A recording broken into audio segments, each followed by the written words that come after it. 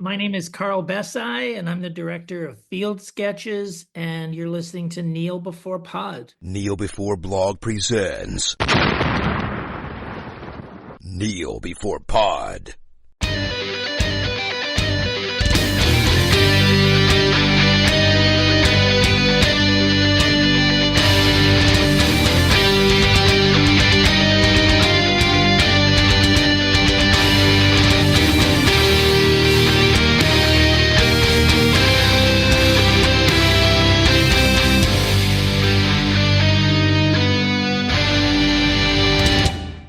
Hello and welcome to Kneel Before Pod, the podcast that may soon be operating under a different name, or maybe not, who knows. I'm your host Craig, and we are here to discuss the new Marvel Cinematic Universe entry in the cinema, Thunderbolts ***. Joining me for this are plucky team of expendables that were just around and could be here for this. Chris, first up, hello. Hello.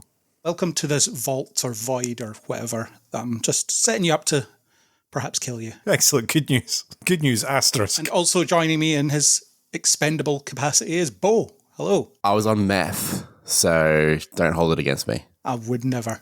Some people might, but not me. That won't make any sense to people that haven't seen Thunderbolts yet. If you haven't seen Thunderbolts yet, maybe go and do that before listening to most of this podcast. That's a quote. I'm not actually on meth, to be clear.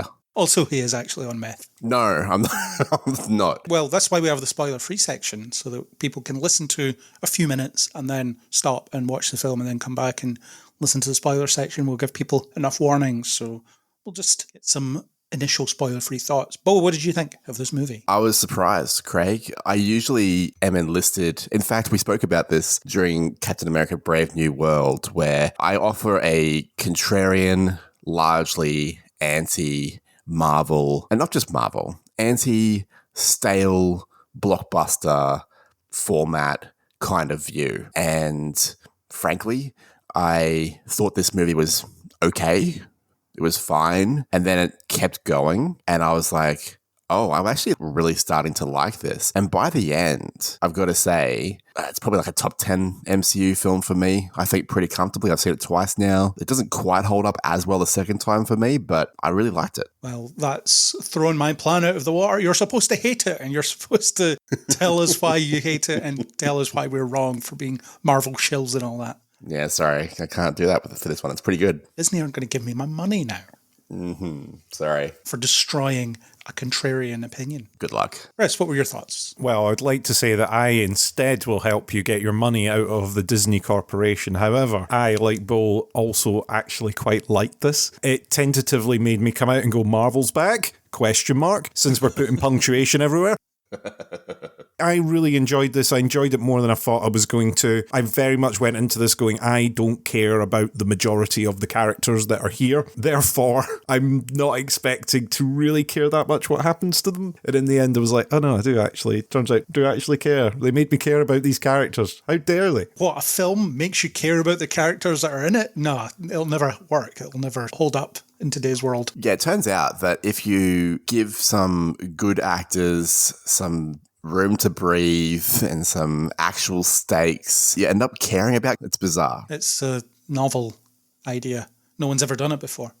No one. Not once. Before this film. In the whole history of cinema, no one has ever created characters that you would get invested in. It's just never happened before. All just lore and references. That's all you need. I'm going to just echo what you guys said. I thought this was really good. I wasn't expecting too much from it, although if you listen back to the Brave New World podcast, you will hear me sound like an abused, trying to make excuses for why I'm constantly being abused and saying, this is the one that was developed post-pandemic from the ground up and there was no concessions made and this will be good for that reason. And, well, I'm glad to say I was right. I suppose following that through line of abuse, that means that they haven't hit me this time, I guess, and maybe will next time. But maybe this makes me think they'll never hit me again. It feels like gaslighting, potentially. Yeah. Marvel was always good, see? You were wrong. Yeah, Marvel's back, as they say. And we'll definitely get into what the future may or may not look like for Marvel after this movie, because it could just be a blip, for all we know. And we might just be back to confused and meddled with projects after this. We don't know. But we'll get to that anyway once we descend into this void of spoilers where we can talk about anything and really get real. So are we ready to just do that? Yes. I am. We'll confront our spoiler trauma. Okay, we're in spoilers and we can talk about anything. Chris, what you said made me think of a point that we should probably start on, because these characters, you said that you didn't really care about them previously, but you had encountered them previously. I know, because I was there for quite a lot of it.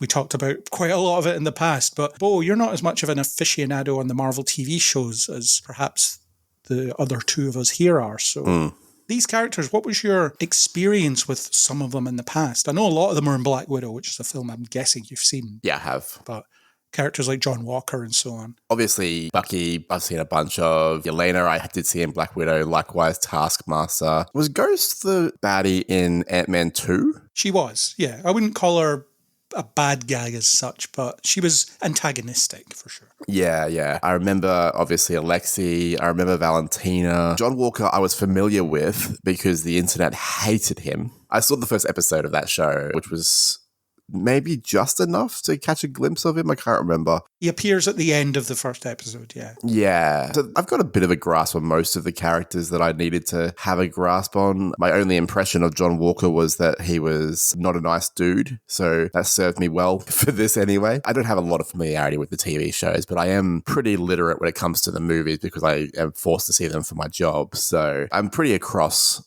a lot of the stories in a lot of ways. Although with Yelena, she was in Hawkeye, wasn't she? Yeah. I didn't see that. So there's a lot of her story that I'm not up to scratch with. I only know her from Black Widow. Well, it's not a lot of her story in Hawkeye. She's supplementing what's going on in Hawkeye. And you do have a bit of a catharsis with the death of Natasha in Hawkeye because she blames Clint and they resolve that in Hawkeye. So you could even just watch that scene. Or you should just watch Hawkeye because it is legitimately very good. And I'm going to say it again, ring the bell. Haley Steinfeld should get more to do in this universe, but doesn't. Now they're cheaping out on Jeremy Renner, so we might not get Hawkeye season 2. So, yay Disney. In this universe, meaning the universe that we are in or the MCU, because I also quite liked her in Sinners, which just came out a couple of weeks ago. We're greedy. Let's argue for both. Greedy. I want both. Make sure that she never sleeps again. She's doing so much work. She's a star, yeah. Absolutely. And Chris, just to confirm, you are familiar with all of these characters prior to this in various different projects? I am familiar with all these characters from various different projects and things to varying degrees and varying degrees of likeness that I have had throughout. Like most people, Bucky and Yelena are the ones that I know the best because of what they've been in. Val's obviously popped up in a bunch of stuff and normally getting teased in many different places, turning up in a lot of the shows as a kind of Nick Fury-esque type character at certain points, just sort of wandering in and manipulating stuff and then disappearing again. Although that leads me into how it almost doesn't matter, because I would say that this film is first and foremost Yelena's story. So any context that you might need from the other characters isn't quite necessary, because I feel like the film gives you enough to follow it if you don't know them or just can't remember, because in current MCU tradition, they introduce a character that you quite like and then you don't see them for several years or possibly ever again.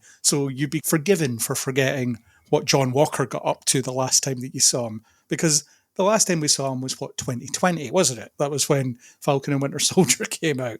So it's been about 5 years since the guys appeared on screen. So you could be easily forgiven for forgetting all that. And a film has to be internally consistent. It has to give you everything you need in order to understand it. If you need to do homework, the film has failed.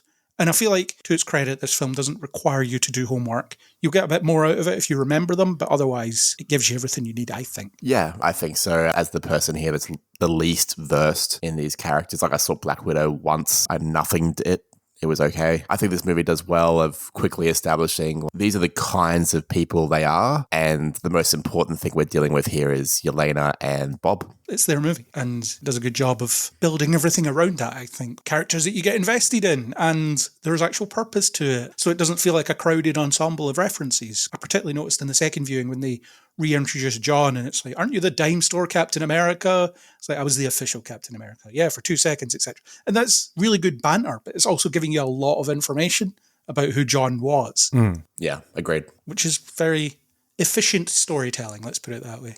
Did we ever think we'd say that again for a Marvel thing? Efficient storytelling. It's what Marvel does best when they're at their best. I always give credit to the Russo brothers for their ability to juggle multiple stories really elegantly in films like Infinity War or Endgame. That is Marvel at its best, in my opinion, is when they are able to grab all these little bits from all these little different places and all these different comic books throughout history and pull them together to a consistent narrative. That's wonderful stuff. And this film is like a light version of that, I would say. And then the Russo brothers conveniently forgot how to do that with every project since they worked with Marvel. Yeah. I haven't actually seen any of their post-Endgame projects, but from what I hear, it's just nothing to see there. Yeah, don't bother. Not much going on. Don't watch The Electric State. You will regret it, apparently. It's what someone told me. So I'm only taking that on multi-hand information. I haven't seen that one, to be fair. No, I don't think anybody should, based on the fact that nobody likes it. The pull quote for that poster is, if you see this, you hate yourself. So we're pivoted around Yelena, and the film opens with a monologue about how depressed, lonely, and unfulfilled she is. And then it turns out it's diegetic because she's telling it to someone that she's about to kill or has beaten up to infiltrate this thing, which I thought was a fairly standard yet nice reveal. But what it does is it puts us in her headspace and gets us into what the film is going to be about. And I actually thought it was a little bit about superhero fatigue in a way, because that's a buzzword that's going around a lot. And Elena's bit about, I do the same thing every day and it's really getting boring now and people are getting tired of it and I'm getting tired of it. It just feels like I'm never moving on, never building on anything. Did anybody else get that vibe about maybe they're addressing directly within the plot here that people are getting a bit sick of the same old and we need to move on and change things? It's absolutely a bunch of lines that if it was a Deadpool film, Deadpool would be looking at the camera as they say that. Thrusting. If you look down the lens as saying that and done a little sly wink to camera, that's all it needed. Yeah. But I like that self-awareness. Even if Marvel as an entity aren't aware that they're past their best and doing the same stuff over and over again, expecting people to love it and they don't, someone making this film is aware of it and managed to turn it into an actual character-driven journey, or the beginning of one. Is that credit to Jake Schreier then, given that that sort of aware comedy style is something that he used really well in Beef as an example, and given that he's the director, he was involved in the rewrites of the film, surely there's some credit. Yeah, there was 3 credited writers, I think, and he was one of them. Yeah, I think the credit probably goes to Jake Schreier for that one, but also to Marvel itself for being a little bit self-aware, a little bit of meta getting in there to tell the story. How many box office flops do you need before you get the message that you need to do something different? Apparently like 10. I think in some cases, the wheels are already too far in motion for them to prevent those films being what they were, and there's all these erroneous interferences that end up making things worse. And I actually do feel like there was some interference in this film, because there just inevitably would be. But I feel like it was less noticeable than it is in something like, say, Quantumania, for example, or Brave New World, where you can feel where entire sections have just been crowbarred in. I felt that less here, although I felt like the second act was a bit inconsistent in terms of its coherence, I suppose. In this film? Yeah.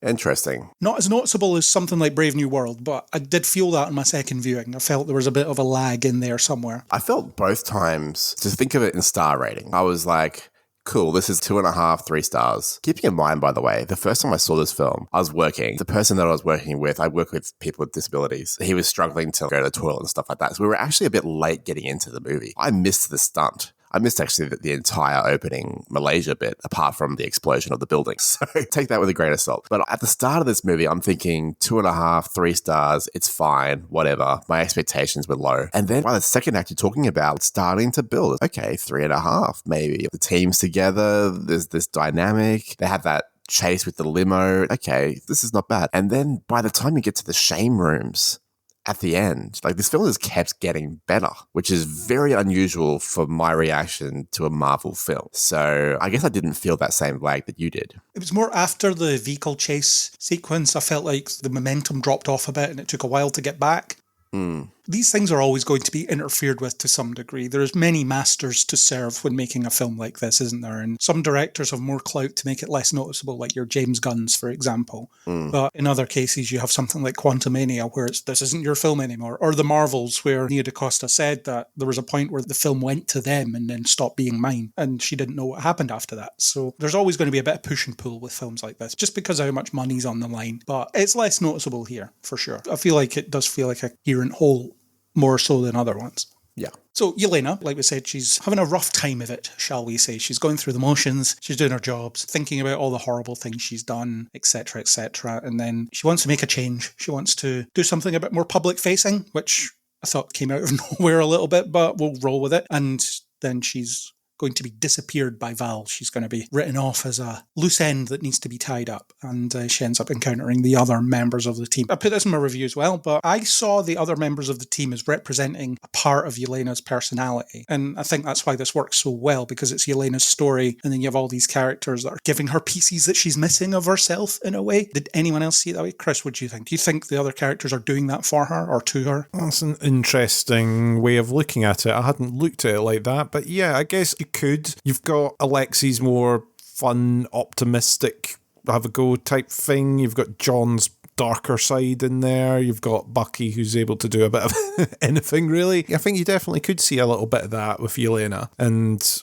all the different elements coming together to bring her on. In a similar way, you didn't quite get that with Black Widow originally. And I think it's almost like trying to get her into that space, but they've done it in a much neater way. Well, I put the notes of what I thought that they added in the agenda that I circulated in question marks, because I didn't want to state them as fact. I thought it would be an interesting thing to discuss to see if I was on the right track with it. Bo, what do you think? Do you think that's what those characters were there for, what they do and how they feed in?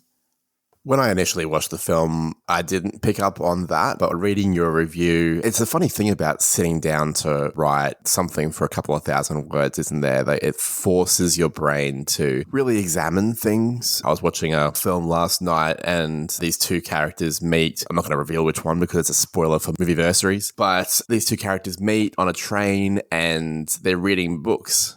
And I just go straight away, pause. What are those books? Because those books are probably telling me something about who these characters are at the start of this film. And one of them, they're reading a book called All I Need Is Love. And you're like, well, okay, that's pretty blatant. So when you're starting to really review things, you're starting to really read the text and beyond the text and into the subtext. That's what I think you've done there. I think it checks out. There's certainly some things that I think are worth examining. You're right in saying that it's definitely Yelena's story and that most of the people around it, particularly Bob, are conduits to her reaching a better understanding of her mental health, which I think is the kind of elegance and nuance that in comic book movies we have not seen regarding mental health. People will point to Joker. I will tell them to point away from Joker. While it is trying something with mental health, it doesn't have the elegance. It's very blunt and not particularly intelligent in my view. This one is, so I could see them going to that level for this, yeah. Yeah, we certainly haven't seen comic book movies attempt this level of character depth in quite some time. We talk about Marvel at their peak. I feel like at their peak they were doing, maybe not mental health stories, but they were doing very interesting character stories with a superhero wrapper. And I feel like this film is getting closer to be back in that space than it has anywhere else. What I'll do is I'll read out the notes of what I think these characters represent in Yelena's psyche, and then we can perhaps discuss whether that's right or not. Before you do that, though, I just want to point out that superhero rapper might be the coolest idea for a character I've ever heard. Getting Kendrick Lamar in there. Just putting it out there. Copyright, Neil Before Pod, trademark, superhero rapper. My eyes are on that. Yeah, good luck trying to fight Disney's lawyers on that one. Okay, yeah, fair enough. They do seem litigious, yeah. Yes. My no budget would be overwhelmed by their infinite budget very quickly. And what would our listener do without this show?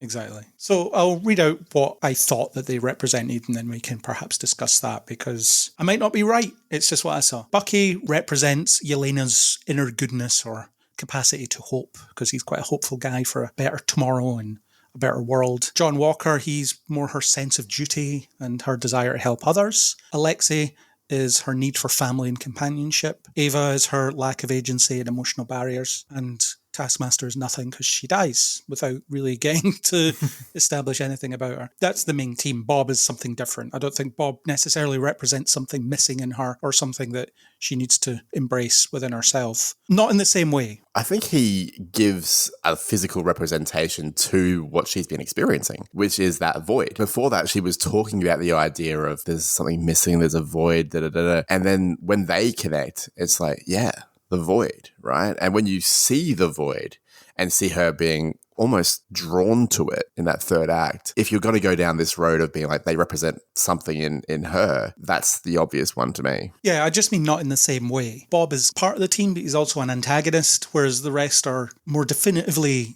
part of a super team, and she's the lead in that. And then if you look at it like a pie chart, they're contributing little slices because they're all, like I say, representing these little bits to her. So any agreement or disagreement on what those characters might represent in terms of my reading, because I'm not going to say I'm right, because I'm probably not. For one, that's a very poor debating strategy. What, me saying I might not be right? I'm not saying that I'm right. Well, you're trying to convince me, aren't you? Yeah, I think so. And I think the thing that shows up, the reason why, say, Bucky represents hope, is that these are the things that Yelena will clash with them with. Conflict creates growth in us. You can't have a healthy friendship without some sort of butting of heads, in my view, to really get to know someone, to really challenge your values, your ethics, your beliefs. So when she butts heads with Bucky being the way that he is, well, actually, I think Yelena, if anything, is forcing Bucky to be more like who he is. At the point in the film, he's trying to be a congressperson, and that's not really working out for him. And he's trying to be by the book. I've got to do the packets. I've got to bring them in for questioning instead of trusting their gut to try and save this Bob character. She helps to bring that out of him, if anything. The dad, she fights with him over the fact that he's not been a present dad. John Walker, yeah, because he's a dick. He pretends to be something that he's not. Even Olga Kurylenko's Taskmaster is expendable. Is that a part of her? Like, she feels like she's a nothing character, a completely replaceable person. No one will miss her. Or Ghost, she's invisible. She feels like the invisible person because she was Black Widow's sister. I think there's plenty.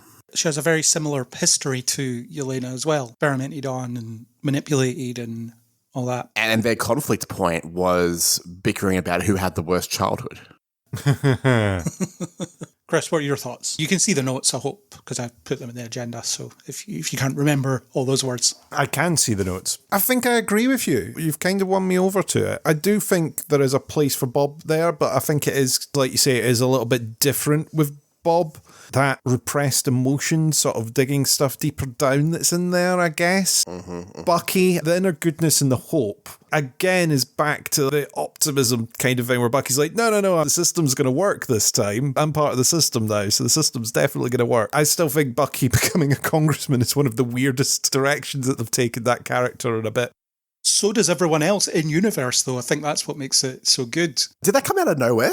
It was mentioned in Brave New World, but other than that. Yeah, he was just suddenly a congressman. What was that? Yeah, you came out of Brave New World going, oh, well, what are they going to do with that when they get to Thunderbolts then? And then it turns out Thunderbolts are like, yeah, let's dispose of that pretty early on. Let's get that done. Shortest run in history, I think Val says. I think I'll agree with you, Craig. I'm not going to argue with you. Did you notice, by the way, that Sebastian Stan was channeling his Trump performance when he was talking to the press early in the film? That sort of waffling, not really answering the question, not understanding the question kind of cadence to it. As I've seen the film where he plays Trump, I felt like that was what he was doing for that scene. And it really worked because anybody that was maybe watching on TV would think, God, what an idiot, because he didn't know what he was talking about. Or they would think, gosh, I'm going to buy a red hat and I'm going to follow that guy to the end of the earth. Because I see this what they're doing. I'm going to get a red star tattooed on my arm, like his metal arm. Anyway, let's not go down that path, Craig. We've only got a couple of hours here. But I do think that's what he was doing in his performance. He was channeling that waffly tone. I more saw it as politician dodging question by press. Yeah. The very generic non-answer that you get now. A politician will never say yes or no. It will be some variation of words that, when combined together, technically mean nothing. I loved when he was reading those packets and he was like, boring, this is boring. what is this? Dropping food all over himself. I didn't pick up the Trumpness, especially. Val's the flip side of that coin. She's the ultimate politician. She's a very talented politician, which is not necessarily a compliment. Bucky is not a talented politician. He's not gifted at all. He's there for the right reasons. I think that was what it was showing more, is that you have these people that mean well, but because in that world you're so scripted, you've got to be on message the whole time. If you're say a Tory, you've got to be on message the whole time about immigrants being dangerous or something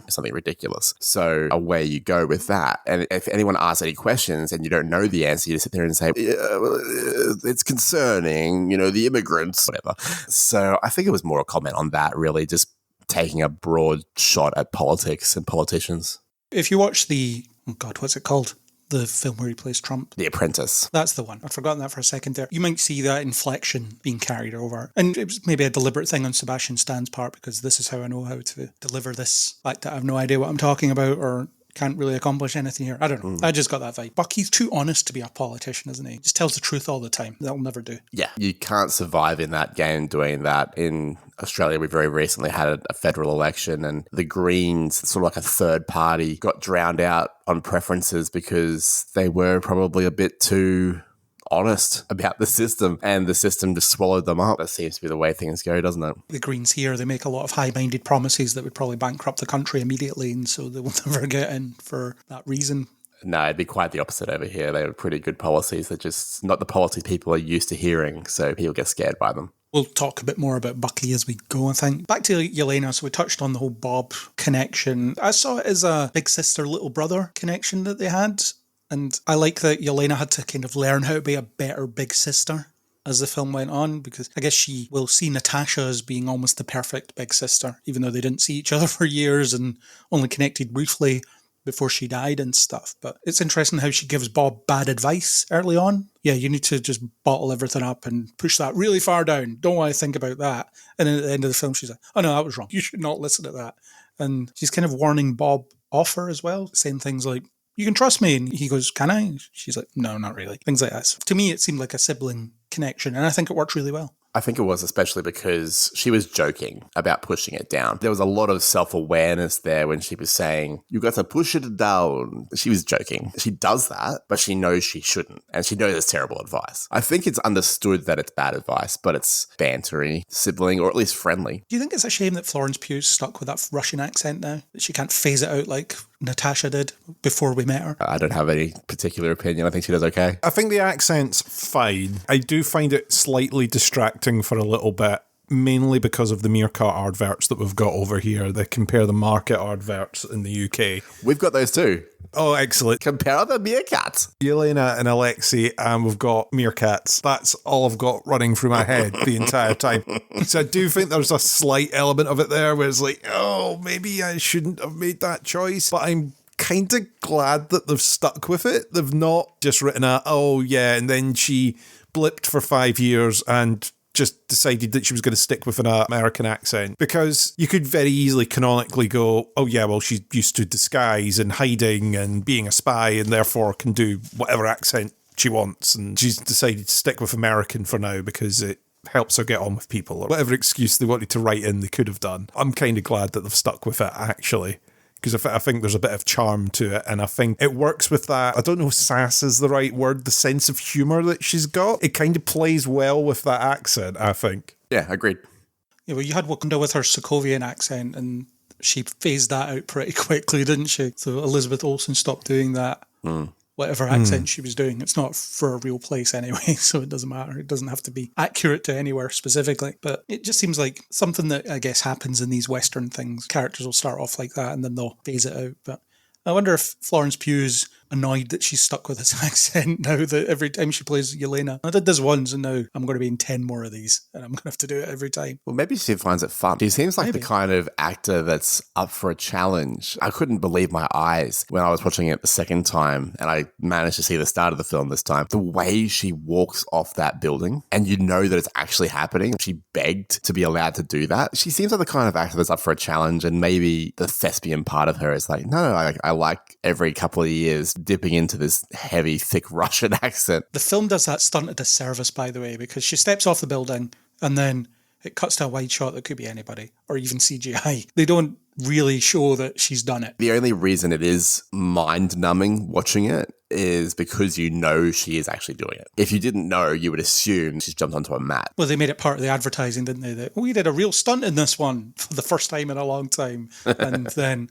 you see it in the final film and it could just be the way they always do it. Tom Cruise would not approve. No, true. He'd need to show off exactly what he did. Tom Cruise would have a GoPro pointed at his face. Close up the whole time. Go do it in one take. Could absolutely be that someone forgot to hit a button on a GoPro, by the way, and the footage is just lost. That is also a possibility. Did anyone see that? We saw it flow. Don't worry. We got it. Oh, footage is so good. So good. Well done.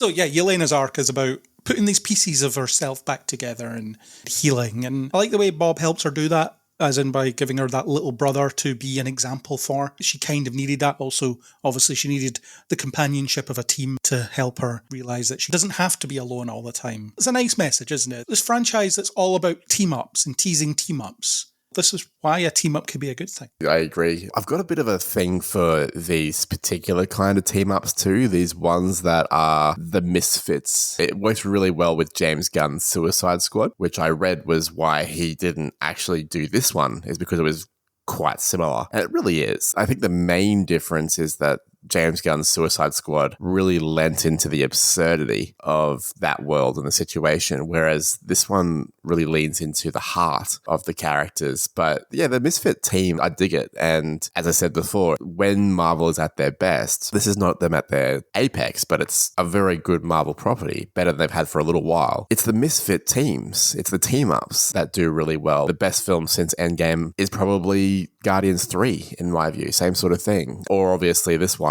Endgame itself has a bit of that element. It's something that Marvel does really well. Yeah, and it's folded into the text of the movie as well, this idea of we're trying to recreate the success of the Avenger and we're trying to force it, but there seems to be some kind of amnesia about the fact that the Avengers weren't this well-oiled group of people either. They spend a lot of the first film knocking lumps out at each other. Iron Man fights Thor, Captain America breaks up the fight, Hulk fights everybody, etc. And then in Age of Ultron, they're butting heads over what they should do about Ultron, about creating Ultron and so on. Then Civil War. Yeah, which is even more of a fracturing of this thing. It's almost as if Endgame created this impression that the Avengers were this oiled team that were working towards a common goal when they just weren't. They just happened to be a group of people with powers and technology that came together to go for a specific goal and then thought they should continue to team up and then immediately started to fall apart. So while they're trying to force a new Avengers setup, this natural paradigm comes to fruition on its own in the midst of that because it's circumstantial rather than let's see what the focus groups will like about superheroes and teams and so on. And I think there was a lot of criticism about this film, and I'm sure I was apprehensive about it initially as well. This idea of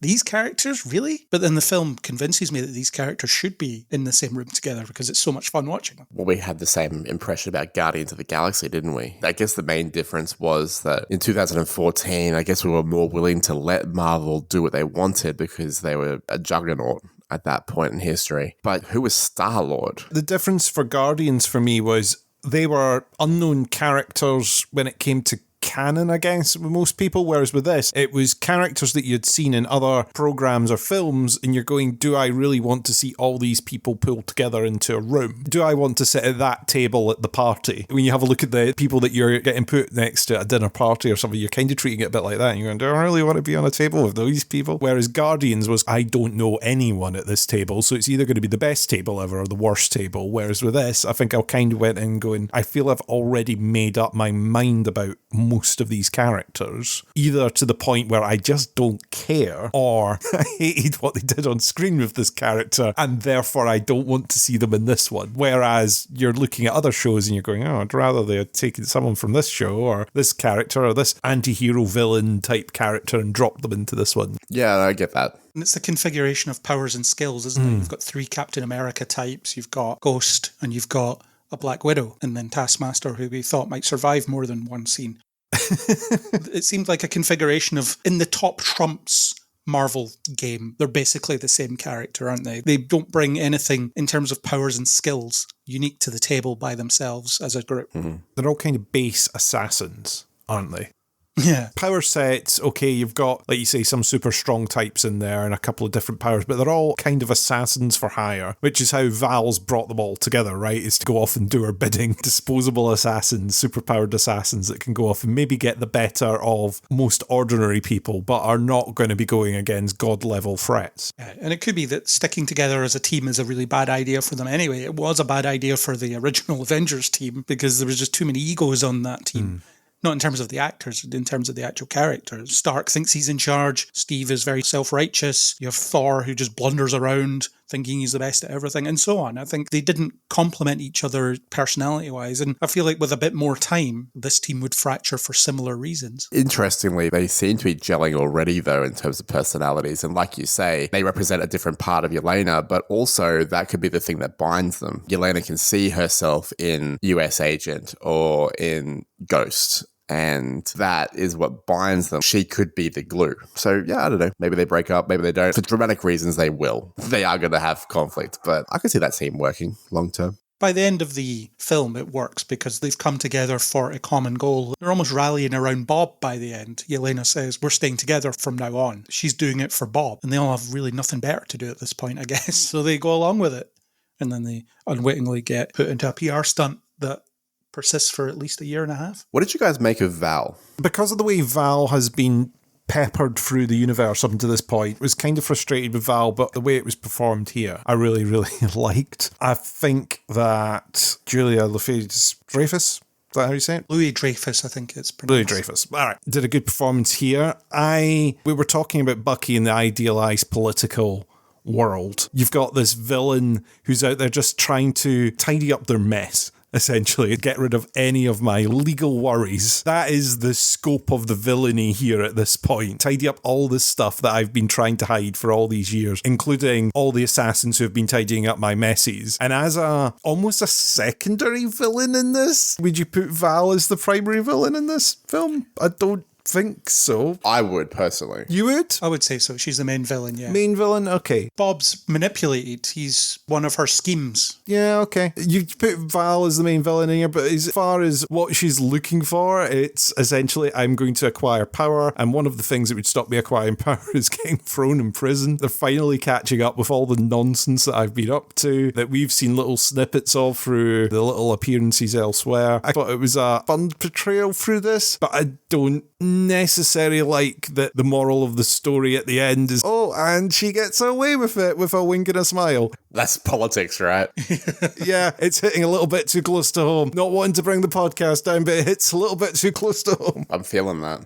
You mean like a United States president that is convicted of several crimes and gets no consequences for any of them? Slightly too close to home. Yeah. It's not our home. Your prime minister was saying some pretty horribly racist stuff like 2 days ago. So even the ones that are considered not the Tories are still doing horrible stuff because they're corrupt and manipulative. With her character, I didn't love Val at all. I've never really warmed to Val, and this is the most I've seen of her. I didn't love Julia's performance. I feel like I'm waiting for her to be funny because of who she is, from Seinfeld, from Veep, and she wasn't funny, which is fine, but she didn't have the gravitas. Earlier, Chris, you said that she's a Nick Fury-esque kind of influence on the universe. Yeah, but Samuel L. Jackson had gravitas. There's something about him that commanded power, and I just didn't feel that from Julia Louis-Dreyfus. So in my eyes, Valentina, she's scheming and she's obviously whip smart and all this sort of stuff, but she doesn't feel powerful in the same way that Nick Fury does, which is interesting because she's probably more powerful than he was at any given point, technically. So she's probably what I butted heads with the most about this movie,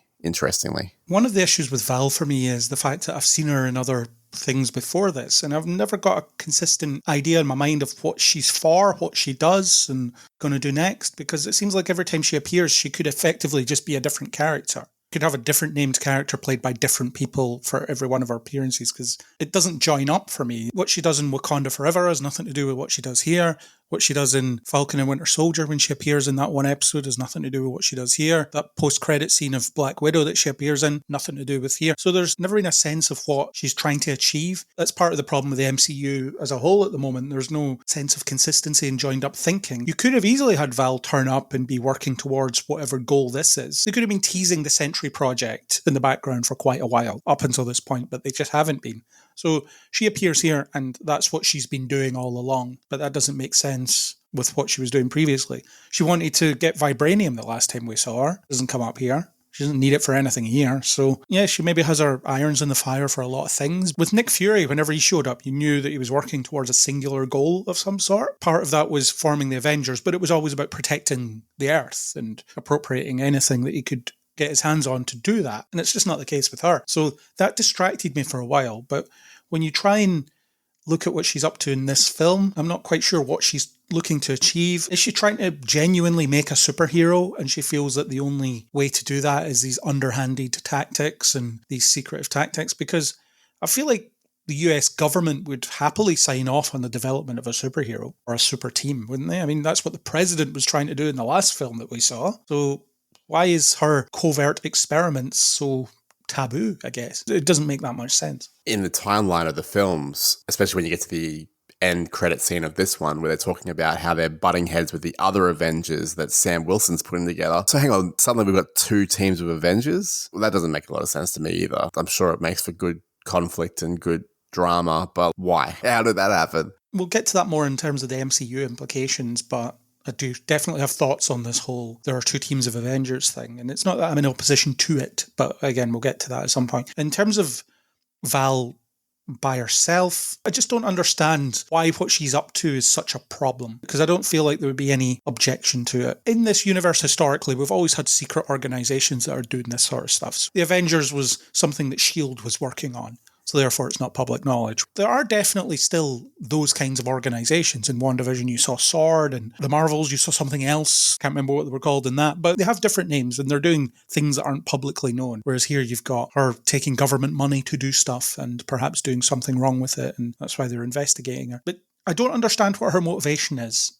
Still, is she trying to do the bad thing for the right reason? Because I feel like the film's trying to tell you that she is, but I don't feel like she is. I have a view on this, but I'd be curious to hear, Chris, if you have anything on that. No, go for it. Dig in. She just reeks of self-interest to me. And if we're going to use the Trump analogy that we were talking about earlier, the most obvious real-world example, this is a man that's entirely corrupt and will happily do whatever it takes to put himself at the top of the ladder, whatever that is. Now, in the business world, he's done that. In the politics world, he's done that twice. And he will do whatever it takes. He's one of those sort of characters. We see them all over the place in business and in politics. These people that will happily compromise ethics or whatever it takes to get themselves to the top. Her ticket to the top was the Sentry Project, having something of that sort of power at her disposal. Whether it's bad for the right reasons or however she wants to justify that is almost irrelevant to me. I think her main motivation is power and being seen as powerful. The power thing definitely comes into a quote that I noted down. She says to Mel, righteousness without power is just an opinion. Yes. So it's this idea of you can have all these high-minded ideals, but if you don't have the power to execute them, they're worthless because you can't do anything with them. So it seems like she thinks that just being a good person isn't enough by itself, or having any kind of view by itself isn't enough, because if you can't implement it, then it doesn't mean anything. Whereas you have Captain America and so on. His point is that he always stood for things, and he might not have the power to actually do anything about them, but he stands for them anyway, regardless, because it's that giving people hope thing. And that's what Bucky's struggling with a bit as well, because he has the right idea, but he doesn't have the power to implement it. Is that a bad thing? Does that mean he shouldn't have those views because he can't do anything about them? And maybe that's why he's going down the congressman front. Hey, I've got the right ideals. I'm not applying power in the right place. I should apply my power politically, using the system the way it's supposed to be used in order to get things done the right way. Meanwhile, you've got the foil, which is the opposite side, which is I'm going to get all that power via any means necessary. And I want everyone to know and to have the most attention, which is why you buy Stark Tower, Avengers Tower. It's why you do all these sort of things. It's so that you've got that presence in order to put across your views in the most forceful way you can. Yeah. I thought that was a good quote by itself, but I don't know if the film necessarily interrogates it in the way that it should. In fact, it doesn't. It's just a cool thing that's said and then just left in the ether and never really explored in any way. Yeah, I take that. Although, do you think Yelena actually took the advice, though? She sat there and went, okay, this whole city is being bathed in the void, and I have no idea if this is an abyss or not, but I'm going to trust my friend Bob that there's something in here that needs to be addressed, and this is the only way we can beat this person. And instead of cheering on from the sidelines, being like, gee, isn't the void terrible? She did. She walked into the void. That's somewhat taking the advice of trying to take actions to have some sort of power over the situation, some sort of influence. Maybe there's something there. It might be if Yelena was given that advice, but it was given to Mel, her assistant, not Yelena. That's who Val said it to. Never mind that. Maybe she says that to everybody. Maybe Yelena's heard the speech before. The film explores it in a sense. Okay, fair enough. Disregard. Val may have given the speech to Yelena before. That's being very generous.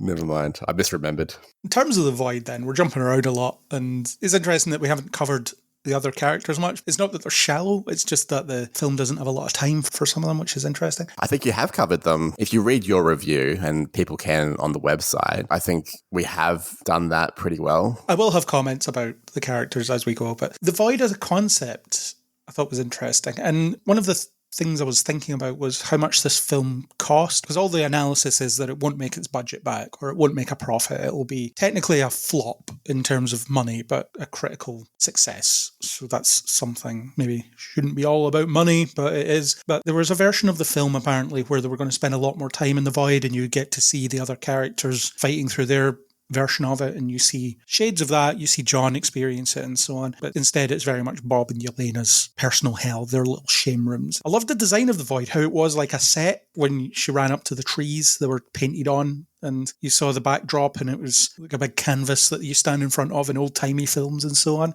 I think that was a nice touch in terms of we've contained this moment in a literal room that looks bigger than it is, and maybe that's part of the whole mental health thing. This problem looks to you bigger than it is, but it has the boundary and you can cross that boundary. So design-wise, I thought the void was an excellent idea. Yeah, I did like the painted sets and the looping memory, the fact that you can't escape by closing your eyes or sitting your way through it because it's just going to loop back round again. Those faults are just going to come back round. I liked the inevitability of that. The fact that they were able to break through by addressing it and watching it. The only way that you got through it and you were then allowed to break out or go through to the next was to actually witness what was going on. It wasn't sticking your fingers in your ears. You had to address it and then you got to go through to your next room, your next part of the void. I think it is a bit of a shame that we didn't get that from more of the characters. You only see their reaction once they're all reunited again. You can see that they've all been through their own little personal version of that from the looks of their faces. And okay, I feel cheated out of those individual scenes, but I think just the way they managed to portray it when they were all united again was enough. It gave you what you needed, I think. Yeah, you had Bucky coming in and saying, yeah, I've had a great pass, so it's fine. I worked through it, no problem for me. The reason I was talking about the budget, and I'm not sure what the reported budget was, but I do wonder if this film could have been made for less money than it was, and maybe you have a much longer void sequence where you get to see a bit of what everybody's dealing with. Yes, it is very much Yelena and Bob's story, but it also feels like there's something missing there, and you've got all these characters who have traumatic pasts that they all bring up, and you don't get to see any of that play out when they're in the void. Does anybody else feel like that something was missing there, or was it fine to not see that? I understand that these characters have all had appearances before, particularly Bucky. We know how messed up his life has been, so do we need to see it again? But in the context of this film, a lot of viewers may not have seen him before this, or not be as fully aware. Two things. One, according to IMDb, the budget is an estimated $180 million. Okay, so it needs to make, what, $400 million to be considered a success then? Maybe, yeah. And according to that, the gross worldwide is $275 million so far. So should hopefully get close at least. You double the budget because of marketing, basically. Yeah. As for your question about whether I was looking for extra shame rooms, no, because I'm so comfortable in the fact that this is Yelena's story. I'm one of those sort of people that's really comfortable with a filmmaker just being like, look, this is a side character. We don't need to go into the exacting details. We know that everyone's shame rooms are going to be horrible. And we can probably even guess what some people's shame rooms are going to be. And even if you can't guess, not knowing is not a problem, in my view. So, no, I was really comfortable with the level. I'm really happy that the film comes in at just over 2 hours. That's good for a Marvel movie. I feel like it has a lot to say, but it says it quickly and, if to use the word earlier, efficiently. And I think if we start showing Bucky's and doing some sort of weird depressive montage of everybody's different stuff, is adding 5 minutes. I don't think you're adding that much to the story. No, that's fair. And I liked John's shame room that we saw earlier in the film, where he's just a really bad dad. He's just ignoring his kid. He's on his phone, and how it contrasts where he's like, yeah, I'm a family man. I've got a loving wife and son. No, they hate you. They left you. And you also seem to hate them. I guess it's the wholesome image that he's trying to project. What I liked about that is not that he was, quote, a really bad dad. Because I tell you what, the dads of the generation above us were absolutely getting away with that sort of behavior. They weren't looking at their phone, they were reading the paper, or they were watching TV or whatever, and the kid was just sitting there, and it's like, yeah, I'm spending time with my kid. You're spending time near your kid, not with them. And that was a past mark for dads, not for mums, but for dads, forever. Now it's not, which is great. And I like that the film sits there and says, hey, his deepest shame is not that he was a terrible father or that he hates his kid. It's that he was emotionally absent. That was cool, I thought. Yeah, I like the John character. I know a lot of people hate him, but I actually found him very interesting in Falcon and Winter Soldier. And it's not that he redeems himself at the end, but he just proves that he does want to help people. He does want to do good. And when you look at it in this film, for example, when there's rubble falling in the city, he's all about saving the civilians, and he talks about rescuing hostages and stuff. So he seems to have this innately heroic edge to him, and he perhaps doesn't make the best choices, and people misunderstand him in some ways as well. In the show, he decapitates a guy that he thinks is a terrorist with the Captain America shield, so he taints that symbol by doing that, and taints himself by doing that as well.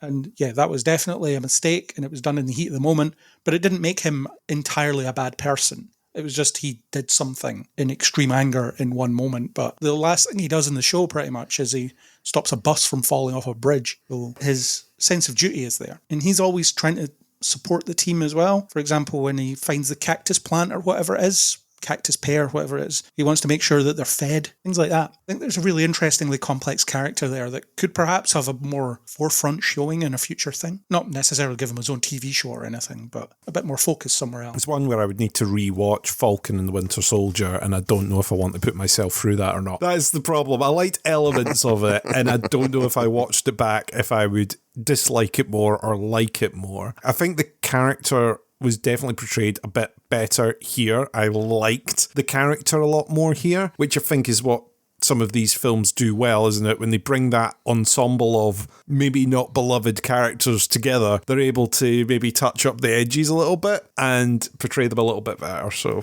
yeah, I did like him a bit more in this, but I think if I went back and watched Falcon and the Winter Soldier, I'd immediately go back to my previous view. There were some interesting little touches with John as well. He called Bob Bobby sometimes, and then in Bob's shame room, his dad calls him that. So it immediately draws that hatred parallel thing. And there was something I noticed on the second viewing as well. When Bob's first introduced, his eyes glow briefly, and John's the only one that notices it. So he's the one that's very wary of him immediately. Yeah, when he slams against the wall and that whole, are you okay? He's like, yeah, I'm fine. I was just slammed into a brick wall by a super soldier. What's wrong? Happens all the time. It's fine. My spine isn't now jelly. It's all good. I think I'm misrepresenting when I said I wanted to see everybody's shame room. I think I was maybe expecting a bit more from that, or maybe I'm imagining a lower budget version of the film where you do more with that, because I do feel like this could have been made effectively for less money in terms of less showy set pieces. And I think they could have really played with the cheap sets and stuff and did more with the void sequences. Yeah, which was the most interesting part of the film for me. Again, I guess I would just say I liked it the way it was. I couldn't help but feel instinctively that the film was getting better and that it ended in a really satisfying way. Maybe on the exception of the little press conference at the end, I was kind of like, okay, whatever. But the whole third act, especially in those shame rooms, I was so on board with that. I think making any changes, I can't really see a way that I would like it more. In Yelena's specific shame rooms. I think shame room's a really bad term, but that's what they use in the film. But her specific ones, you have betraying her friend when she was a little girl, and then the putting the gun together as well, doing that quicker. And I love that she holds her younger self to stop her looking at the other kids being whipped. Mm-hmm. I think that was a really nice touch. Protecting that little girl in a way that no one else could at the time. There's lots of really interesting stuff in there where Yelena's concerned. What a messed up childhood she had. Yeah, horrible stuff. Chris, what do you think of the specific shame rooms? I thought they were all great. They're all pretty traumatic memories. Like I said earlier on, the fact that there's these inescapable memories, these recurring memories that come back again and again and again and again, and they portray that through the repeating timeline, so it just goes in this loop. If you try and avoid it, if you try and run away from it, it'll just zip you back and put you right back in there again. Bob's own room, he isn't even witnessing what's happening, he's just hearing it beneath in that memory, and it's putting you into that traumatic space of each character. Do I wish I'd saw more of them? Maybe. But like you said earlier, I think you get enough from the reactions of every character when they're reunited that you don't really need to see it. You see that they've been through it. You've witnessed a couple of them already, so you know exactly what they've went through. You can write it in your own head. You picture, what would your own shame room be? Mm-hmm. There's going to be a lot of counselling needed in New York after everyone's been in their shame room, because it's not just our characters that have been in there, it's pretty much all of the island of Manhattan has just been put into some traumatic event from their past. People are needing a lot of counselling after this. That was one of the things that people were saying after this. Why didn't Spider-Man turn up, or why didn't Daredevil turn up? But they were among the first to be sucked into a shame room, and that's it for them. Yeah, they've got plenty of trauma, the pair of them, so they're going to need some work afterwards. Yeah, for Peter Parker, which parental figure's death is he going to relive? And Daredevil, take your pick of all the stuff that he has to deal with. That's why these characters weren't around. Before they could get on scene, they were drawn into their own worst memories. Especially liked Bob's line about, you can't die in here, the pain just gets worse. That's not an exact quote, but it's very close. I love that idea. We talk about stakes, and that established that the stakes here are emotional. These characters aren't going to die, but they could easily just be consumed by this horror of their own making. I like that, rather than, oh no, this nuke might go off, or oh no, this skybeam might kill us all, or something. It was just, this could be the end of you. You could be a broken, emotionless husk after this. Which is generally my biggest criticism of a lot of Marvel movies, even ones that I've liked quite a bit. A good example of this is Shang-Chi. I quite liked a bunch of what Shang-Chi was doing. And then it got to the end and it was a CGI smash fest of some ridiculous stuff. World-ending thing is happening and let's smash colours. There's colours, but sort of washed out. To me, that movie loses a whole ass star at the end of that movie. But this one does the opposite. This one gains a star by being fresh and different, and the stakes, without going too deep into things here. You talked about the idea of envisioning your own shame room. Yeah, I did that because I've been through depressive episodes and things that sucked and all that sort of stuff. I think a lot of us have. So the stakes of aliens circling around in the sky with a big beam, in theory, sounds very, very big. But to the average viewer, the actual real stakes in our lives are the friends we've lost contact with, the parents that mistreated us, whatever it is. That's where this movie makes an emotional bid for connection with me, and I just lap it up. Loved that whole ending. Absolutely. It's a good point. I cannot shoot energy beams from my hand against someone else shooting energy beams from their hand, but I can absolutely picture the dark place in my head, which is either a good thing or a bad thing. We'll all go to counselling after this. It's all fine. What's it say about men go to therapy and they just have a podcast instead? Oops. All right. Okay. I do both. It does connect to you a lot more because of that. You're bang on, Bo. Thanks. And even the actual action beats before that part, the point of it was, these aren't the right people to be dealing with this kind of a threat, because there's 3 Captain Americas, a Black Widow, and a person that could walk through walls. They're no use. You have that fight with Sentry where they were all demolished because he's too powerful. Their skill set won't even allow them to stop the rubble from falling from the sky and stuff. All they can do is make sure it doesn't hit anybody. So you have this really endearing sequence of superheroes actually saving people. I know people try and say that they've done away with that in superhero movies. I don't think that's true. I think there's a lot of examples recently of superhero movies where people are being saved by superheroes. But it stands out because they make that a strong focal point. This is what these people are doing. They are trying to help. They're all stepping up. Even Ghost comes back after she runs away and thinks, I'm done with this crap. We lost that fight. But she comes back to help them lift that really heavy piece of rubble that probably didn't need all of them, if I'm honest, because of how many Captain America types are involved. But still, it's a nice moment of solidarity, and we are going to work together to help people. And then you had that really striking moment where Alexei saves that little girl, and it's like, you're safe now. And then boom, in the void. You could almost hear her little voice being like, thanks, mister. We were all expecting it, weren't we? Yeah. Thank you so much. Where's my mum? And then, boom.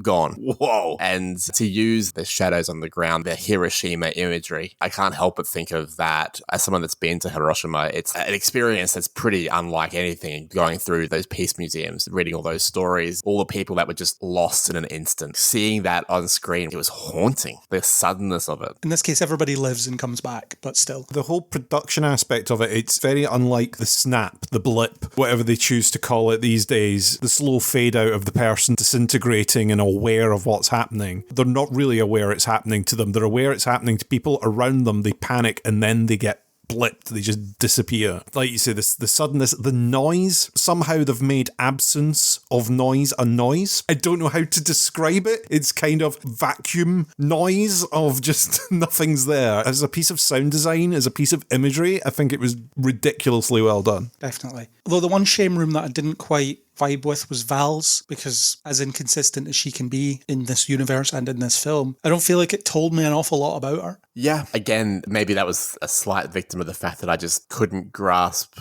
or couldn't maybe even vibe with Julia's performance of Valentina. That's the thing that held me back, because that was a sad thing that happened to that character, but I just didn't care. And the fact that she just sort of shakes it off in the way that she does, it almost felt like this is a comedian trying to do something in a slightly funny way, kind of. The way she kind of shakes it off and goes, I need to leave. Again, I just couldn't vibe with the performance. So yes, if there was one shame room I would point to, it would be that one.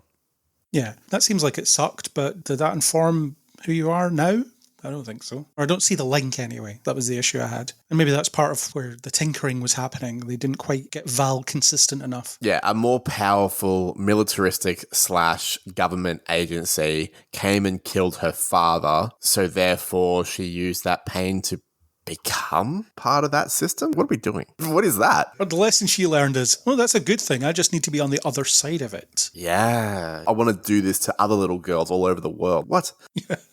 Crazy. And of course, the emotional climax of the film is when Yelena just tells Bob that he's not alone, and they all come together and they hold on. They have a big group hug and it defeats the void. And I like that Yelena realizes that Bob just wailing on the void isn't going to help. The solution to this isn't violence. The solution to this is togetherness and support and letting others help you to heal. And more to that, it's not just that violence won't help, it's self-hate won't help. This idea that if you do have depression or something like that, there is an instinct that I've found to just hate yourself, to sit there and be like, well, of course I feel this way, I'm a weak piece of crap, or why can't I just be happy? Why can't I just do this? And then you end up fighting yourself. You end up hating yourself, where any good psychologist will tell you, no, if you want to beat this, quote, is not to fight it. It's not to find yourself constantly in a cycle of conflict. It's to accept that there's a part of you and find healthy outlets to help you in other ways, to build your resilience, to build your strength. Connection with friends and family is a great one. There's other ones as well, obviously, like hobbies or exercise or whatever, healthy eating, blah, blah, blah. There's plenty of things. But acceptance is at the forefront of defeating things like depression, and defeating or at least managing or handling that part of you that is just there. So punching the crap out of it is metaphorical for fighting it. And if you have depression and you're going to fight it your whole life, you will be exhausted and it will beat you. But if you can accept it and build love into your life for yourself and with people around you, then you've got a better chance. That's what the film's saying, I think. I think it's really, again, elegant. Yeah, and it's as much a lesson for Yelena as it is for Bob as well, because it can only come from her understanding that.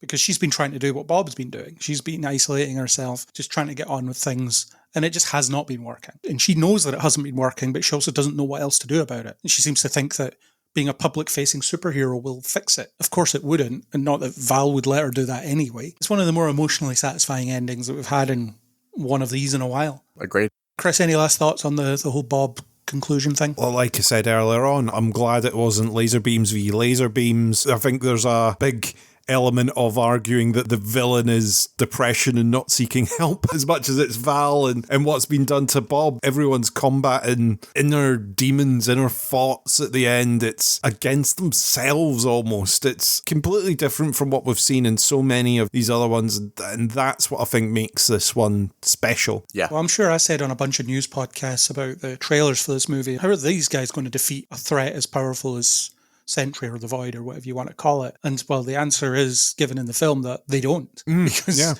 they can't. It's not about that though, because they're not fighting that, so to speak. And again, I keep using the word elegant. It's a nice way to look at this unbelievable existential threat, which is depression, which is that void, and then being like, cool, fists aren't going to work. What now? Yeah, we can't just punch our way out of this one. It does a good job. It does a really good job of that. In terms of other characters, the ones that we haven't really talked much about, the weakest link for me was Alexei, because I didn't like the comic relief role that they put him in. I just found him more obnoxious than funny most of the time. It's interesting. I didn't vibe with the jokes. When he shows up in his limo and he's like, Yelena, it's your dad. Obviously, it's him because it's him in the big red suit. That's why it's funny. But I didn't find it that funny. So I found him more obnoxious than anything else throughout. But I did really like that scene he had with Yelena before she decided to get back into the fight, where he explained to her about what she was like as a little girl and so on. She wanted to be a goalkeeper because she wanted to be the person that people could rely on when they make a mistake and all that. That was a really good scene. But I just wish we'd had more of that version of Alexei throughout the film than the jokey nonsense that we got the rest of the time.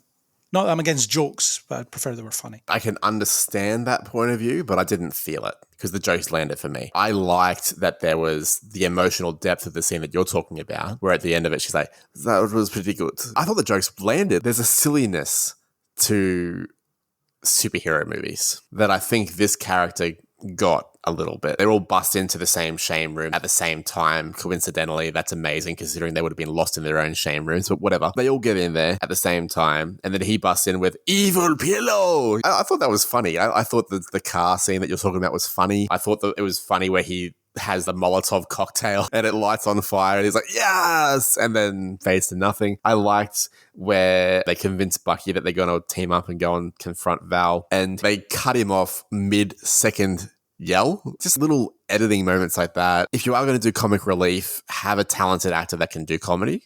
And I think David Harbour does a good job. So I had the opposite reaction, I think. Yeah, I just didn't vibe with the comedy. I think Marvel movies can do comedy very well. As much as Joss Whedon is a wrong'un, he was very good at sprinkling comedy into his scripts for his two Avengers movies. But I think that very few have nailed it in the same way, and it felt obtrusive to me. What about you, Chris? What did you think of Alexei? Were you on team he's funny or team he's not funny? I'm going to be on team he's funny. I think it could very easily have tipped into the other way for me. I think you do need that comic relief in a film like this. We've talked about how deep it goes in towards depressive thoughts. So I think having that character lifting you out works. The stupidity of the bulletproof James Bond-esque limo that is definitely not James Bond-esque. Bulletproof-ish. Bulletproof-ish, not at all. Put the foot down, it will go faster. Nope, it goes almost slower. I found that funny. Does it make sense if I was going the other way and I really wanted to argue? Does it make sense? Would that limo even have made it that far? Is maybe a question. I enjoyed it overall. I could very easily go the other way. I think David Harbour does a good job with it. I liked the fact that he was trying to lie a bit as well about how successful he's been, how good his business has been. He knows that Yelena knows that it's not going that well, but he's still putting that face on. You've still got that, no, Dad's got this and it's fine. I'm a grown-up, I've got this element that's being portrayed there. And to build on that point, obviously, if the jokes don't work for you, the jokes don't work for you. Some of them didn't work for me. You are especially gloomy, even by Eastern European standards. Whatever. You sound very American script writer when you write that joke.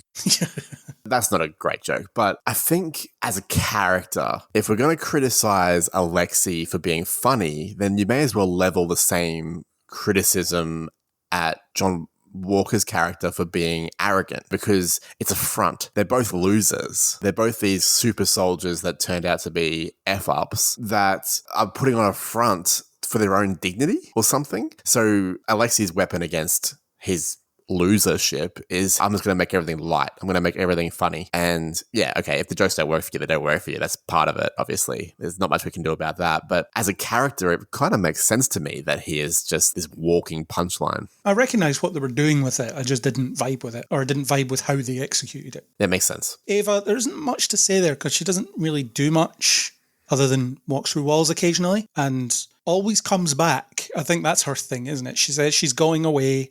And there's always the tension of, is she gone now? Is she just self-serving? But she always comes back. And that's about it. Yeah, I don't think the actor was particularly strong either. She didn't have a lot to work with, to be fair. That's true, but some actors are just really good at presence. And maybe this feels harsh, but when you're in a film with the likes of Wyatt Russell, David Harbour, Florence Pugh, who are just presence. Florence Pugh could probably have not much to do with a character and make it work because she has presence. I just didn't feel like the actor had much to work with and didn't do much with what she had. So I kind of just ended up having nothing towards Ghost. It was fine. That's probably about it. The one note I have about her is she's regretful of killing Taskmaster in the way she did because she responds to Yelena encouraging her to show some respect. And then once she gets an idea of, oh God, this woman had a terrible history too, maybe I should have been less hasty in shooting her in the head. That was something at least. There's a deployment of regret there. The character didn't mean that much to me. It did seem a bit like a utility character, where it's, we need the ability to do X within the script, therefore we've got a character that can teleport. We need someone that can do this, that we can drop in and out of a scene and has the ability to go slightly past here in order to do X, Y, Z because plot. And that's the reason that you end up with Ava instead of Taskmaster. You could have sat there and almost rolled the dice and went, right, which one are we killing off? And then it's, well, we need Ghost because we're going to write this scene where they need to get out of a room or they need to do this. And having Taskmaster, who essentially has the abilities of everyone that we've already got on the screen, isn't going to give us any more. So let's have a character that's a little bit more dynamic that we can do something with on screen. Their backstories are almost identical, actually. They both grew up, experimented and manipulated. So you could have effectively had Taskmaster in the Ava role, except for the walking through walls. Yeah. Of course, you could have had Taskmaster as well as Ava, as the marketing was suggesting for a while. Yeah, how'd you feel about that? Because a lot of people I've seen online are feeling like they've been lied to by the marketing because they see she's in the poster, for example, very slightly behind Ava's head that I can see on IMDb, or in some of the promotional trailer material she's in there, when in the film when you see that stuff she's not in there. How do we feel about that? Personally, I don't mind because it's a misdirect and the film reveals that people are expendable. And if Taskmaster can go, then Yelena probably won't die, but why wouldn't Red Guardian or US Agent or Ghost? And I liked that. I think it was a waste of a character though, because from Black Widow, Taskmaster had more potential than this film allows her to ever achieve ever again. So if you needed to have someone brought in just to kill them, and I'm thinking of the original Suicide Squad movie, the David Ayer one, where they introduce a character after they've finished introducing characters who just shows up to be killed immediately. It felt a little bit like that. You could have had any third tier, no mark character from any other film show up and do that. Whereas with Taskmaster, they could have deployed her in some future thing at some point and actually did something with her. And I suppose they could still do that with a film that's set before this or what have you. Or a multiverse or something. Yeah, it felt somewhat manipulative and just a waste of a character that could have had more to give, if not in this project and something else. I think it didn't achieve the shock value that it could have if it had happened later in the film, I think is my problem with it. I don't have a problem necessarily with them killing off Taskmaster, but it just kind of felt that it was too quick. So anyone that hasn't really invested much in the MCU, maybe you haven't seen Black Widow, you've decided that you're going to go in and see this one. Taskmaster's introduced in that scene, killed within that scene, doesn't leave that room, doesn't enter that room, doesn't leave that room, gets killed off within there. What does it mean?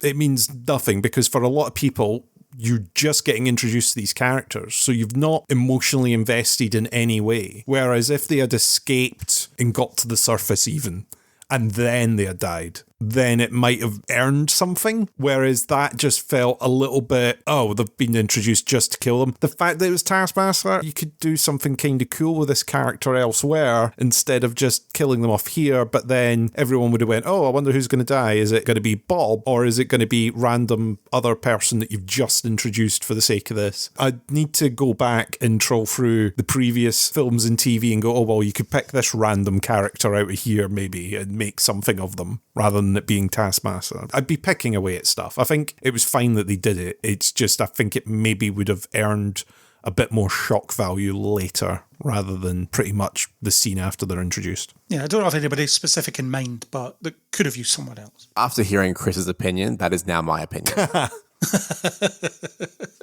Another character is Mel, who is the only normie we have in this film. And I actually think that's important because we haven't had a lot of that recently. I talked in Brave New World how the events of that seem to be happening in a bubble where there's no normal people reacting to anything, whereas Mel represents that. She is in the mix because she's Val's assistant, but also she's a normal person without powers in this world reacting to the events of it and dealing with it. I like that perspective.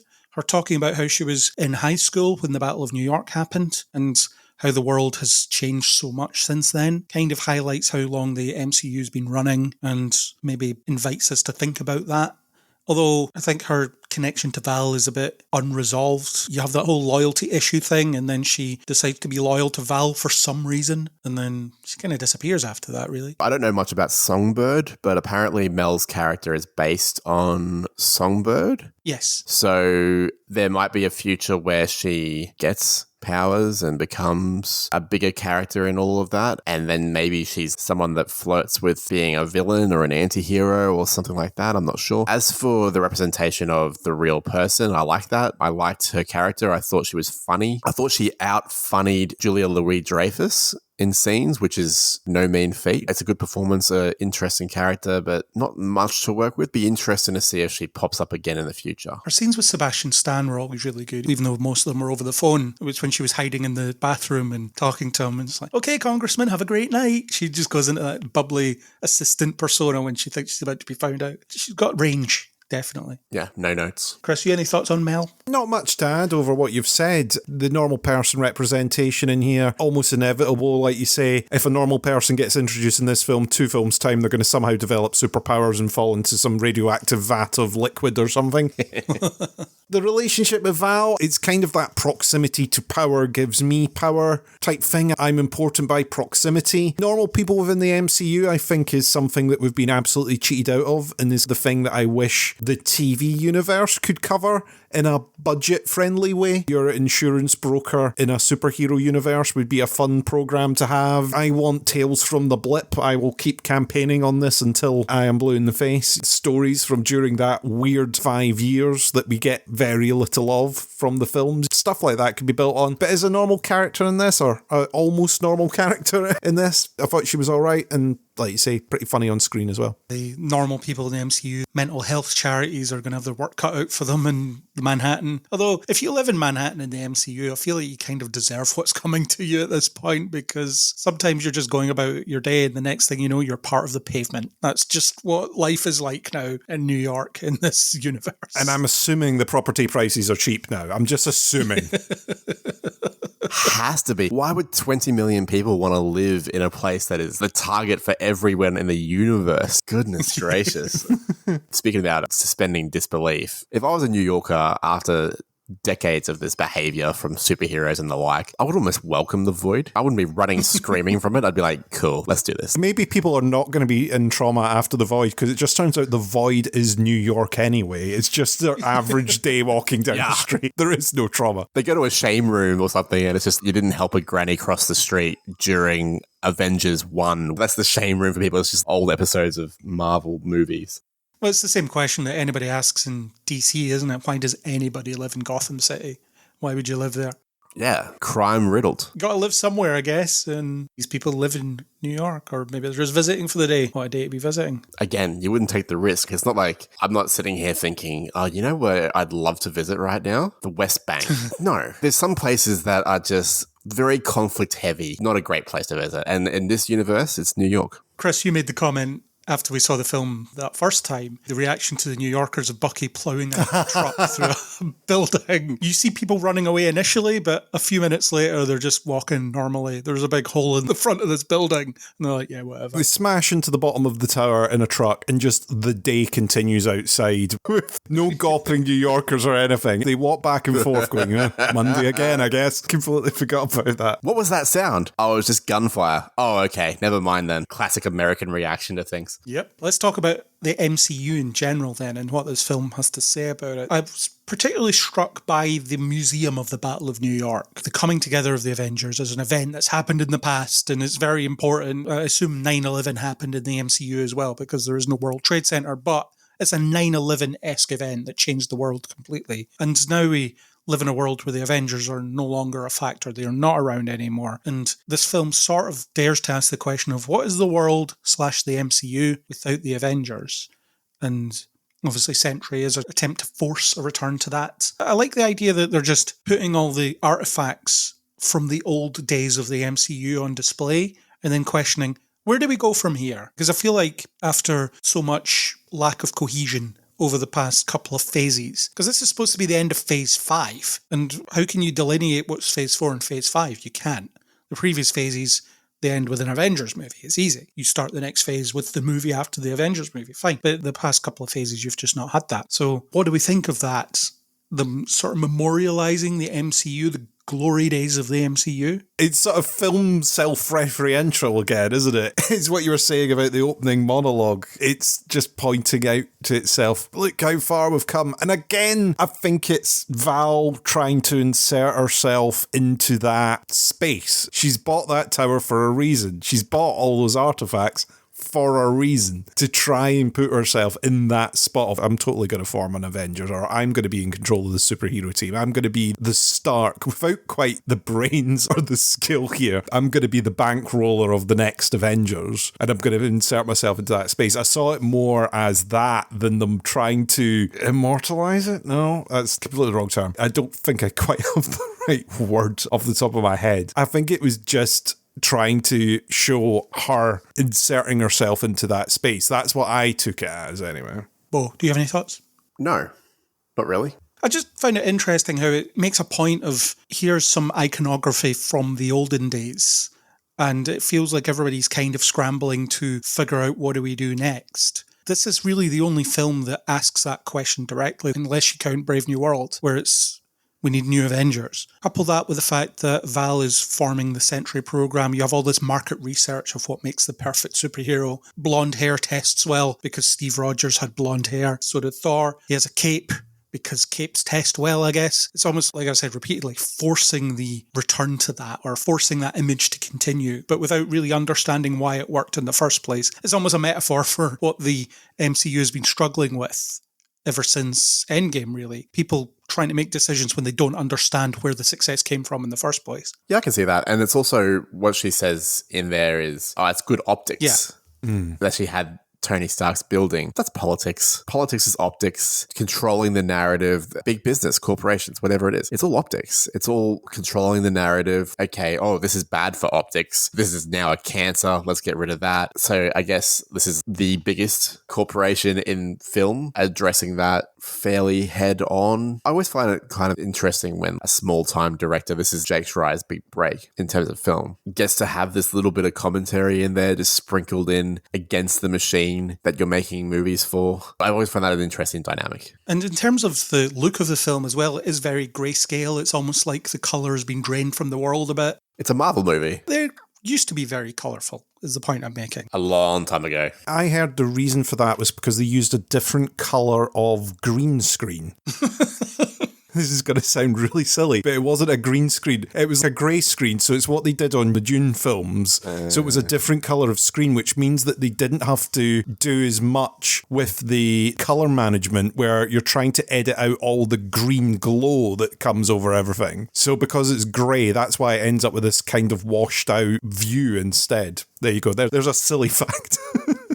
There we go, yeah. That seemed intentional to me, or maybe they made it intentional in some way, because since it's talking about how the glory days are behind us and we have this grayscale world where all the colourful heroes are gone and It's very striking that Sentry turns up in his bright yellow suit as well. Even Avengers Tower, the former headquarters of the Avengers, has been robbed of all personality. It's just now a big building, big corporate building, really boring to look at, as opposed to how flashy Stark then Avengers Tower was. So whether intentional or not, it seems like it was making a point about that, about how we need to get some colour back in this world. Yeah, to me, it just feels like every Marvel movie basically these days. I'm looking at a screen cap right now of Red Guardian, and that suit should pop. It should pop red, but it looks burgundy, almost black. Visually, in terms of the color palette, I can't recall a Marvel movie I've ever liked. Ever. Well, it seems to thematically fit, which is maybe why I noticed it. Maybe, yeah. And in terms of MCU implications, we have the real title of the film, when apparently the spoiler embargo on that was not long at all, as in by the end of the first weekend of this film being out, you had Sebastian Stan going around putting up New Avengers posters, and you had the ritual of Florence Pugh ripping off the bottom of the poster, so instead of saying Thunderbolts asterisk, it now says New Avengers. I'm conflicted about that kind of a marketing strategy, because in a way, it might attract people to go and see the film that were on the fence before, so anybody that would be worried about being spoiled will have seen it already, so maybe it's not that big a deal. But also, maybe people just didn't get around to it yet and planned to go and see it, and now you had this big thing spoiled. Although I don't think it's that big a thing, to be honest. It's not that big a thing. It's kind of like people complaining about that one episode of Family Guy where he rents out a copy of Citizen Kane and then he tapes himself over it being like, it's a sled from when he was a kid. There, I saved you 2 long boobless hours. And people are like, oh, good, thanks for ruining Citizen Kane. It doesn't ruin Citizen Kane. It does tell you what Rosebud is. But if you find out that these are the new Avengers, is that much of a shock? No. What the film's really about is depression. So no, it doesn't bother me at all. And if the film falls apart based on revealing one small detail, then it's not a good film, is it? Yeah. If it falls apart from revealing the title of the film, then I guess it's not that bad. The one time I've had an issue with the title of a film being a spoiler is the film Lone Survivor with Mark Wahlberg, who's in some sort of overseas battle that America have put themselves in. Well, that's a spoiler. Lone Survivor. The whole film is about watching his mates get peeled off. He's the lone survivor. We saw this coming. No, I don't have a problem with this at all. The thing I do have a problem with is, okay, so you have the new Avengers in place, and we mentioned earlier that Sam Wilson has his team of Avengers that are claiming to be the real Avengers. They've copyrighted the term, so on and so forth, but we don't know who those new Avengers are. We skip forward, is it 14 months in the post-credit scene? The post-credit scene that also gives away the end of Fantastic Four, perhaps, which is a different issue. Yeah. Maybe. But what they've done is essentially skipped over this potentially interesting conflict that we could have seen play out over a period of time if they weren't wasting time not knowing where their universe was going for 2 or 3 phases at this point.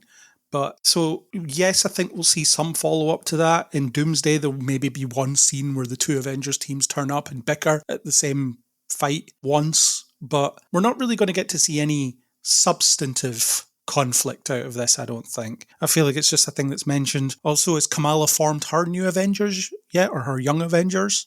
So is there 3 Avengers teams cutting about that could potentially come into conflict? I don't know. I feel like this 14-month time jump is a red flag because I'm just now wondering what kind of potentially interesting things have we missed out on here? We've missed out on so much. The MCU is previous for this. You have Aunt May finding out Peter's secret identity and you never see the conversation that they have afterwards. Things like that. Yeah, it does kind of make me worry about things like getting towards Spider-Man Brand New Day and stuff where it's going to be, we've skipped forward about 5 years worth of plot here and we're just going to summarize and say everyone's back together, it's all good, everyone remembers his name, okay, no consequences, let's go. And that is kind of the same with this one here, going from Thunderbolts into, like you say, Avengers Doomsday, going, hey, we've just skipped forward into this. Yeah, you'll get a scene with all of them turning up at the same thing and one falling out with the other over it, and then it'll be, oh, there's a bigger threat now and therefore we've all got to unify and learn about our differences and accept each other for what we are. There we go. Okay, carry on. No one wants to be the official Avengers now because now the Avengers have got to go up against a threat, so now both sets of Avengers will be like, I think you guys should handle this one. No, I think you should handle this one. We're going to deal with this little problem over here. I think there is a bit that's missing. I would say the idea is that the TV programs were supposed to fill in some of these gaps, but because they've not commissioned a bunch of the TV things, we're maybe not going to get those gaps filled now.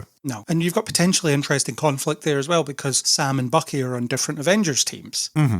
and they both think they're the real Avengers. So what are we going to do with that? It seems like there's more potential to play with that than they're going to have time for, because I think Doomsday will be very quickly descending into, here's the big multiverse threat that we're going to have to deal with, and then everything else will just fall by the wayside. That worries me. It just feels like, oh, we've got something interesting here, and then the post-credits basically says, and you're not going to see it. We've told you everything you need to know in this post-credit scene, which is they think they're the real Avengers, we think we're the real Avengers, who's right? It won't be important because Doctor Doom will be showing up, and we'll have to team up to fight him anyway. And guess what? It's Tony Stark, sort of. Far out. My almost closing thesis on this is that this movie is good and it does a lot of things well. And like you say, Craig, we've done the right thing. Now, do we have faith that they're going to continue to do the right thing? I don't. There's too much that has gone wrong in this universe in the last couple of phases that has left me with no faith. So when you sit there and say, we've skipped however many months to that end credit scene, we've missed this conflict or whatever else, like the shame rooms, that could work. We don't need to know everything. Sometimes it's good if we can put things together and read between the lines or whatever else, or get some expository dialogue in the later movies that fills us in really nicely or whatever. That's fine if you have faith that they're going to do a good job. And I just don't have that faith. I don't really have the faith that they'll replace that with something more interesting that will make me forget this thing. Yeah, me too. We'll find out, though. I think Fantastic Four will be another anomaly because it's set in a different universe and it's a whole different vibe. The next film after that is Doomsday, really. Doomsday is the next big MCU thing that will pick up with this universe again. It feels like we're not ready for a big event yet, but maybe that's the point. Maybe that's we were disconnected and we weren't ready for this, and then it came along anyway. I don't know. I don't care. It is a year away, Avengers Doomsday. It is an entire year away. I think by the time it comes, we'll be ready for it. Will they be ready for it? They only just started shooting it. Will they be ready for it? They've had 14 months, so crack on. Let's see. Plus Fantastic Four on the way, with potential spoilers for Fantastic Four in the post-credits for this. They also spoiled the post-credit scene in the credits for this by the end saying, theme from the Fantastic Four. So that's what will be happening in the post-credits thing. The last thing I'll really say about this film in terms of the action, I liked it. I thought the action was largely quite good. The fight in the vault was probably my favourite. I think that was a really good showcase of all the characters' skills and abilities. I really like the way that John Walker just chucked the spent clips away whenever he'd emptied his gun. I think you got a really good sense of personality through the way that they fight, and I think the scene was very nicely constructed. I'll vote for the introduction of the Winter Soldier version of Bucky on that motorbike. Oh yeah, the Terminator 2 thing. Yes. It looks real. I assume it is. The flipping of a limousine. That's a good stunt. That's what I would go for. Very technically proficient. And I will point out that I'm not a CGI heavy kind of person, but I am an Oscars person. I wouldn't be surprised if this film is on short lists for best visual effects. I think they do a pretty good job mostly with that sort of stuff. I love the effect of the void and, as we said, putting people into the void. So yeah, I think action and visuals, apart from the greyness of it, are pretty good. The fight against Sentry was good as well. That was another good showcase of how outclassed they all were. I just love how quickly Sentry handed their asses to them. Very much put in their place right away and literally put back to being street level where they should be in the first place. Just when he rips Bucky's arm off and casually tosses it along with him, the ultimate insult. It is that sign of power, isn't it? It's the same when Peter grabs it in Civil War. Oh, they're that powerful. Okay, right, I get it now. I get the scale of this now. Yeah, it was good. Very good action. Good stuff on this movie. Bo, any last things you want to say that you never got to? No, just overall that I was surprised. Like, I think we all were a little bit, and I would like to see more, particularly from Yelena, moving forward. I think she's a very interesting character. Hopefully they can do her and this film some justice and we see a nice little golden period for the MCU. I don't have high hopes though. No, considering this is kind of this blip on the way to two big event movies that might reboot the universe anyway. So who knows what we're coming up with next. Chris, any final points? No, I'd just like to echo what Bo said. I hope this is a sign of great things to come. I'm going to keep my fingers crossed for it. There's some characters in here I'd definitely like to see back. Brings me a little bit of hope. We've got a good MCU film again. Yay. Yeah, I love that. The final point I'm going to make is, in 14 months, no one fixed John's shield, apparently. They just left it a folded taco, as he would reference it. Yeah, at least get one of those new adamantium ones. Yeah. Surely they could get access to that after the previous film. Vibranium's in the past. Let's go to adamantium. Well, his one wasn't vibranium anyway, because he wouldn't have access to Wakandan stuff. Oh, okay. The US government wouldn't have access to anything like that. No, not anymore. That's why they went for adamantium. Fair enough. Yeah, the thing that's even more indestructible than vibranium, if you can believe of such a thing. I'll just close off myself by saying that I enjoyed this a lot. Like the characters, it did a lot of good stuff, and I hope it is a sign of things to come for the MCU in terms of overall quality. We will be watching. They have been warned. Do you need me for Fantastic Four as well? We'll see. We'll see what happens. It could be pretty brutal on that one, I've got a feeling. Just a funny feeling. We'll see what's going on in July. July is going to be mega busy because Superman will be out too. It's going to be everything all at once, isn't it? We're going to end up having to catch up on stuff. The podcast is going to end up with backlog. Just for a change. Yeah, we'll be talking about it in October. Exactly. We'll have time to build thoughts on some of these, I think. We'll see how it goes. We'll see burnout hits. Maybe my shame room is just constantly trying to edit a podcast and never finishing it. Maybe. Oh, that's pretty good, really. Except not, because it is pretty horrible if you feel like you're never finishing an edit on a podcast. Speak from experience. Been there. So that was our thoughts on Thunderbolts *, New Avengers, whatever you want to call it. I would like to thank Neil Stenson for the supplied music. And if you like what you heard, please do hit subscribe on Spotify, Apple Podcasts, anywhere you get your podcasts, there'll be an option to subscribe. There may also be an option to rate and review. Chris, how many asterisks should they give us? 5 asterisks. 5 asterisks. They look like stars. Close enough. That's a hard word to say. Well done. Asterisk. I can't say it. Try and say obelix instead to reference that old comic. No thanks.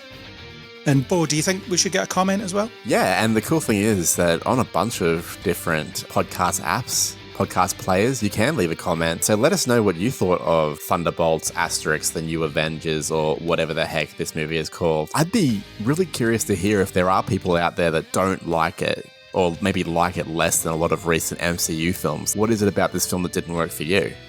Let us know, yeah. And when they're climbing the elevator shaft, they're kind of in the shape of an asterisk as well. That was a nice touch. It's true. Or a star that you can add to our podcast, of course. Or that, yeah, to bring it right back. If you want to discuss anything we discussed here, Thunderbolts, Avengers, Marvel in general, anything really, you can hit us up on Facebook, Twitter/X. I don't know why I blurred myself out saying Twitter, but not X, but never mind, I've done it now. Or Blue Sky. Or you can hit us up on Discord, where we have an engaged community of a listener. Or you can leave a comment on neilbeforeblog.co.uk as well. And for more in-depth conversations about nerdy stuff like this, a monthly news podcast, and the odd interview, you can continue to join us on Neil Before Pod.